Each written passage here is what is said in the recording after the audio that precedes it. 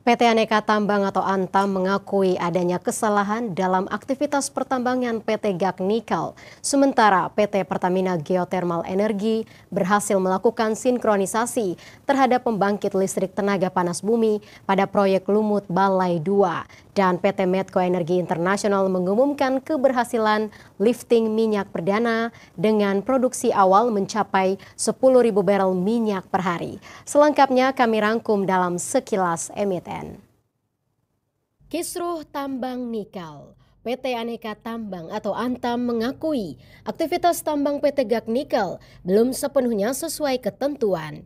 GAC Nikel menjadi satu-satunya perusahaan yang izin usaha pertambangan nikelnya di Raja Ampat tidak dicabut pemerintah. Direktur Utama Antam, Ahmad Ardianto mengakui ada sejumlah kesalahan yang perlu diperbaiki dan tengah menanti arahan dari pemerintah. Kontribusi PT GAC Nikel terhadap pendapatan konsolidasi Antam dinilai masih kecil, di bawah 10%. Sebagian besar pendapatan perusahaan sekitar 70% masih berasal dari penjualan emas. Teranyar, GAC Nikel berencana mengajukan revisi RKAB, menaikkan target produksi biji nikel menjadi 4 juta wet metric ton pada 2026 di konsesi tambang yang berlokasi di Pulau GAC, Kabupaten Raja Ampat, Papua Barat Daya.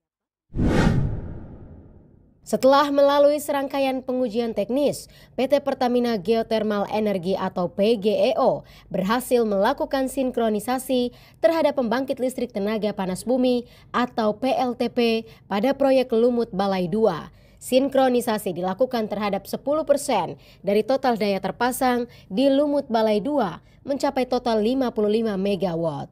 Menjadi upaya menuju tahap operasi komersial Lumut Balai 2 yang ditargetkan berlangsung pada Juni ini. Direktur Operasional Pertamina Geothermal Ahmad Yani menerangkan, dengan sinkronisasi PGEO akan mulai melakukan penyaluran listrik ke jaringan PLN. Menandai dimulainya kontribusi proyek ini terhadap kinerja keuangan perseroan. Jika sesuai target, PLTP Lumut Balai 2 akan berkontribusi terhadap penambahan kapasitas panas bumi di area Lumut Balai. Nantinya, total kapasitas di area tersebut akan mencapai 110 megawatt. Diproyeksikan unit ini bakal memproduksi sekitar 481 gigawatt listrik per tahun.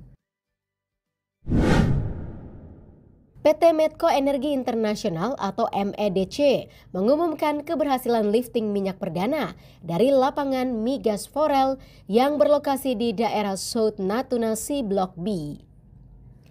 Produksi awal lapangan ini mencapai 10.000 barel minyak per hari.